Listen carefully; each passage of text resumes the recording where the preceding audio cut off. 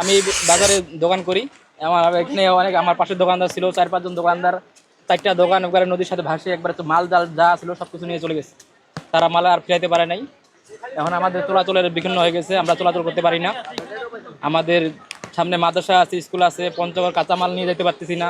মানে সব দিক দিয়ে আমরা বিঘ্ন হয়ে পড়েছি। আমাদের অসুবিধা হয়েছে, এই যে চলাফেরা করতে পারি না, এই পারুবার নগুলো আসতে পারে না। আর অসুবিধা হয়েছে, ছেলে মেয়ে স্কুলে যেতে পারে না, উপরে নদী পারে আসতে পারে না, খরচ নিয়ে যেতে পারে না। অতিরিক্ত বৃষ্টির কারণে যে রাত 2টা থেকে সবকিছু ভাঙে চলে গেছে। এখানে 4টা দোকান ছিল, এই পাশে 2টা ওই পাশে 2টা।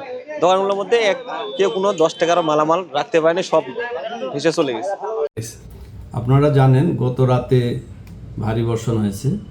ভারী বর্ষণের ফলে পঞ্চগড় জেলার সদর উপজেলার কামাত কাজলদিঘি ইউনিয়নে মাওভাগনা খালের উপরে একটি 8 ভ্যান্ট রেগুলেটর বসে গেছে, দেবে গেছে।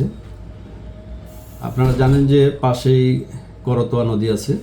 এখানে আসলে বালি এবং পাথর ব্যাপক উত্তোলনের ফলে নদীর লেভেল অনেক নিচে নেমে গেছে, যার কারণে পার্শ্ববর্তী এই রেগুলেটরটি ক্ষতিগ্রস্ত হয়েছে। জনগণের কথা বিবেচনা করে আমি আমার ঊর্ধ্বতন কর্তৃপক্ষের সাথে আলোচনাক্রমে জনগণের পারাপারের দ্রুত ব্যবস্থা করা, সেই সাথে ওখানে নতুন স্ট্রাকচার নির্মাণের প্রয়োজনীয় ব্যবস্থা নেব। বসুন্ধরা টিস্যু, অশুদ্ধতার বিরুদ্ধে এক বিন্দুও ছাড় নয়।